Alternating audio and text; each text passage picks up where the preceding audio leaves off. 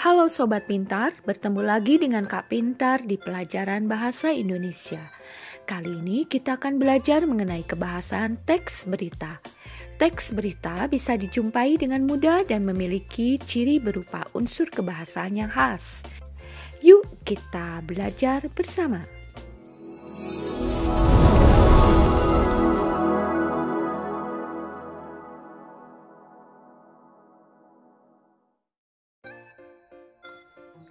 Kaidah kebahasan yang digunakan pada teks berita adalah bahasa standar atau bahasa baku.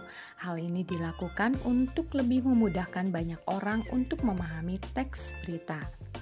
Sobat Pintar tentunya masih ingat dengan teks berita yang berjudul Kebakaran KRI Teluk Gading, penyebab, kronologi, jumlah personel, evakuasi, dan kondisi terkini. Yuk kita analisis bersama unsur kebahasaannya. Adapun beberapa unsur kebahasaan yang terdapat dalam teks berita yaitu 1. Kalimat tunggal.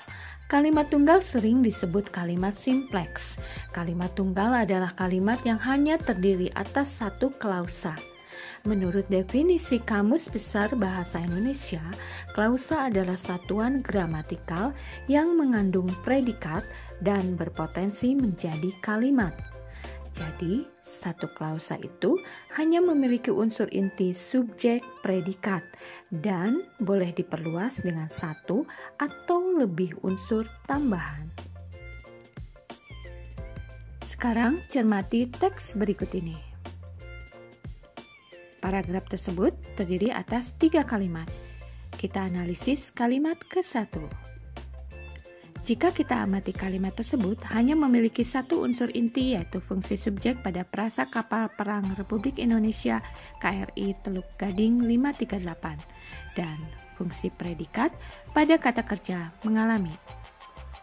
Selain itu, ada unsur tambahan pada kalimat tersebut, yaitu fungsi objek pada kata kebakaran, fungsi keterangan tempat pada frasa di timur Selat Selayar Sulawesi Selatan, dan fungsi keterangan waktu pada frasa Sabtu 3 Juni 2023. Dengan demikian, kalimat ke-1 pada paragraf tersebut merupakan kalimat tunggal. Unsur kebahasan kedua yang terdapat dalam teks berita yaitu kalimat majemuk. Berbeda dengan kalimat tunggal yang hanya memiliki satu klausa, kalimat majemuk terdiri dari 2 klausa utama atau lebih, dan masing-masing dapat berdiri sebagai kalimat yang lepas. Artinya, dalam kalimat majemuk memiliki 2 predikat atau lebih. Mari kita amati paragraf berikut ini. Ada 4 kalimat pada paragraf tersebut, kita analisis kalimat ke-1. Jika kita amati, kalimat tersebut termasuk kalimat majemuk. Alasannya karena memiliki 2 klausa. Di sana tampak jelas terdapat 2 predikat sebagai syarat klausa yaitu kata kerja terjadi dan frase sedang menjalankan. Seperti Sobat Pintar ketahui bahwa kalimat majemuk juga merupakan penggabungan 2 kalimat tunggal. Mari kita uraikan menjadi 2 kalimat tunggal. Kalimat pertama, kebakaran terjadi. Kalimat kedua, kapal berjenis Force One itu sedang menjalankan operasi rutin TNI AL. Penggabungan 2 kalimat tersebut menggunakan konjungsi ketika karena menunjukkan urutan waktu. Cara mudah membedakan kalimat tunggal dengan kalimat majemuk adalah ada tidaknya penggunaan konjungsi atau kata penghubung dalam kalimat. Mari kita buktikan. Kalimat pertama. Coba perhatikan, adakah konjungsi pada kalimat tersebut?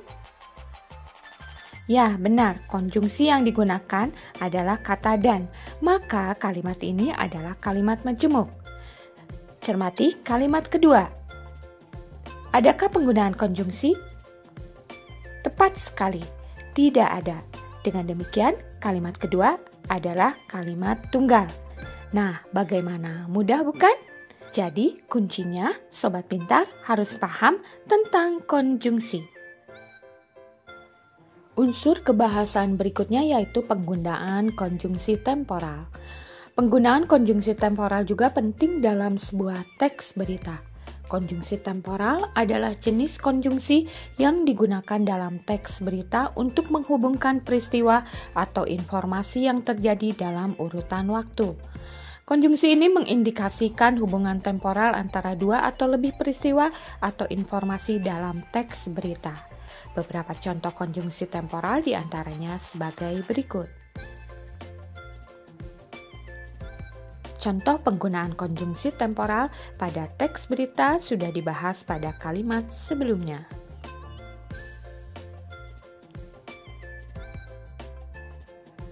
Konjungsi lainnya yang digunakan dalam teks berita adalah konjungsi kausalitas.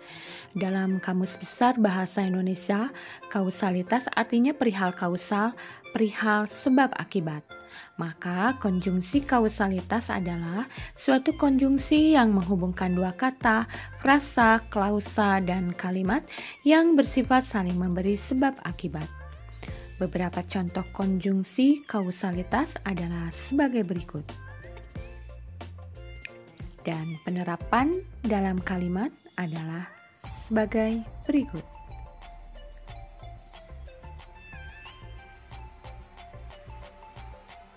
Berikutnya adalah penggunaan kata ganti atau pronomina. Kata ganti di sini lebih mengacu pada peristiwa atau tempat, bukan kata ganti persona atau orang. Secara sederhana, kata ganti ini dapat didefinisikan sebagai kata ganti yang menunjuk kata lain yang telah digunakan sebelumnya sebagai pengganti dari kata asli. Beberapa kata ganti penunjuk yang kerap digunakan yaitu